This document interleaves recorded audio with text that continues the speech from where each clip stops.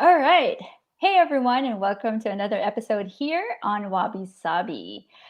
So, if you have, okay, hold on. Okay, again, I'm going to try it again. Look into the Sorry. camera. This first, Or this one? yeah, you Like want to this? look there in the There? beginning. Yeah. All right.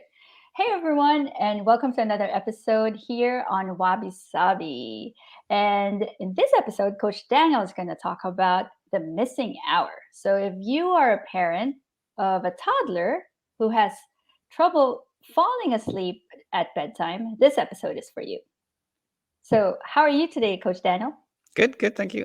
So it's been some time since our last episode. We just want to just give everyone just a quick update. So first off, we want to thank everyone for subscribing. We have 100 subscribers, or at least 100 something subscribers. Yay! And for those, so I know I'm sure everyone here knows Coach Daniel, but for those who don't know me, I am Jamie. I am a pediatrician, still practicing pediatrician, and just finished fellowship, and actually will be starting working as developmental pediatrician. And for the last, we just went to Spain last 2 months to just rest and recover, and now we're back home, um, ready to make more content. Okay, all right, so let's dive into the episode. Today we're talking about Lily.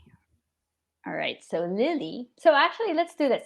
I'm pretty sure this is common scenario for you, Daniel, when you were still practicing as a sleep doctor.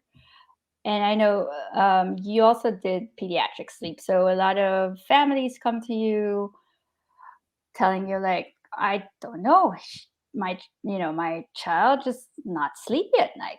It's just very mysterious. So let's do this. I'm gonna pretend like I'm Lily's mom, and you'll be asking me questions just to figure out what's going on, right? So it's not a mystery. The end, right?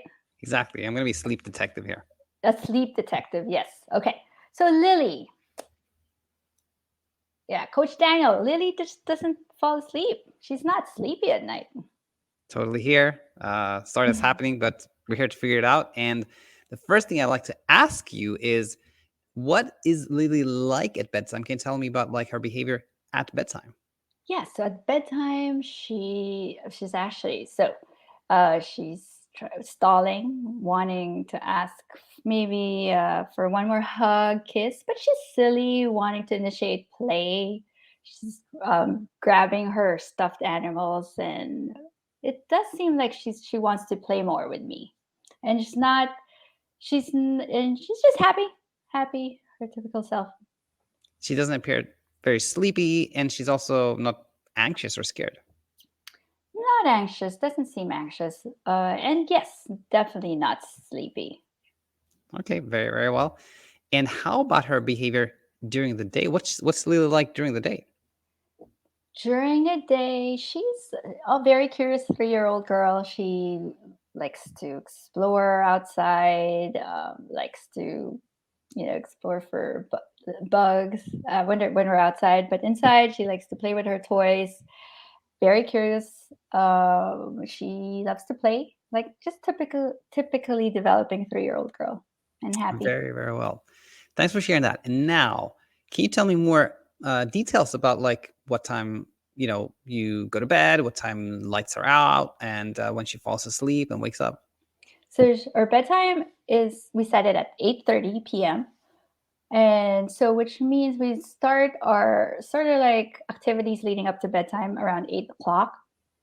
And so we brush her teeth, change her into PJs, and we probably either sing some songs together or read one or two books before saying goodnight at 8:30, and that's our set bedtime. And then what happens? And but then she's like tossing and turning in bed, and like I said, she's very playful, silly, and just wanting to just not wanting to sleep and just grabbing her toys. And she actually doesn't fall asleep until 11 p.m. Mm. And then what happens after that? But then once she's fall asleep, then definitely relief for me. But then and then she does sleep throughout the night, and she will wake up around 7 a.m. Does she? Do you have to like? Do you have a hard time waking her up at 7, or she wakes up pretty easily? No, no, she's up at 7 and ready for the day. Very energetic. Very, very, very, very. No, I hear that. And now, my next question to you is, who takes care of her like during most of the day? So right now, so I'm working full time, and so grandma is actually helping out. My mom is helping out, take care of her during the day, and yeah, so I'm very thankful my mom is able to help. And I some days I do. So the weekends, I of course, we're I don't work weekends, so it's just during the weekday that grandma helps. Uh-huh. And now you may not know this, but does grandma let her nap? Feel free to call grandma if you need to, because this information can be really helpful to us. All right, so let's pretend I did call grandma. And actually, when I did a bit more detective work, right, she does let Lily nap in the afternoon. For how much? How long? So actually 3 hours. So, grandma, yes, grandma is in her 70s. And so she needs a break because, like I said, Lily is very energetic. And so she needs a break in the afternoon. And so she lets Lily actually nap for 3 hours in the afternoon while That she is it. washes her Case using toys. closed. We have found the missing, not a missing hour, actually, the missing Missing hours. 3 hours. And yeah, I mean, this was just a little, we added some acting to this, but this actually happened. Not rarely. It happened when I was practicing as a doctor. You dig in, and you find that either it's typically either like daycare or grandma that allows the kid to sleep for several hours during the day, and then there's no mystery anymore because you're like, of course she's not that sleepy during the day because at night because she sleeps during the day. And I think some clues there are when a child is just like they're happy, they're playful, they just don't feel like sleeping at night. It's kind of like somebody told us to go to bed 2 hours earlier than we normally do. We wouldn't be sleepy. We like kind of I want to do something else, right? And the solution here is sort of like, as you can tell, it's both easy and maybe not Hard. that Yeah. easy. It Yeah. could be hard too, because on one hand, it's sort of like not necessarily that difficult to just keep a kid awake a little more. But then when it's your grandma, somebody you ask to take care of your child, then it could be hard because you know that they need to rest. But from a kind of a sleep coaching perspective, this is a kind of, it's almost like as easy as it gets. But still, of course, something you want to share the community with. But this is the case of the missing hour.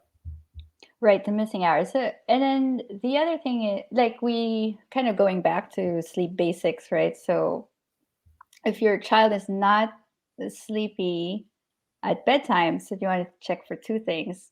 One is, are they, sleep drive, right? So and it's kind of doing math, like what time, like we did earlier, what time do they sleep, what time do they wake up. And if it seems like she is at this point, she's sleeping at 11, waking up at 7, so that means she's actually getting 8 hours, but she's only a toddler, and we know toddlers do need still some napping during the day. But then if she's sleeping 3 hours in the afternoon, that's gonna affect their sleep drive, which is the gas in the sleep system. And then the other thing to comment on, like you asked, was very important, is she seeming anxious at nighttime? Because then that would be sort of investigating if there's any hyperarousal involved at bedtime, which then would be a different kind of approach in terms of what to do or not to do. Right. Exactly. I think as we talked about earlier in on the channel in the early episode, like that gas, the break there, the hyperarousal, like which typically comes from anxiety, is it's rare in a 3-year-old. It would be quite rare to find that, but it's something you think about. Something to think about. Yeah. And then and so we're always I think the key here is that when it's just a simple math, and it doesn't really add up. And so you can just investigate, where could they be getting that extra sleep from during the day. And it's usually a caretaker, or like you said, a daycare, getting and kind of giving them extended naps during the day. All right. Well, we like it when it's simple, right? Yeah, we solved the case and that's All it. right. Well, if you had a similar experience, we would like you to share in the comment section. And if let us know if what kind of solution you came up with. Did you talk to grandma or daycare? It's always difficult. I mean, I think the math is easy, right? But then I think the hard part is, coming to kind of compromise with people, actually your village, your people are helping you with your kids, and sort of coming up with these solutions that sort of work for everyone in your family unit, and the village that supports you throughout these things day to day. All right. Well, I hope this was helpful, and we will see you next time. Thanks for being here. Bye See you bye.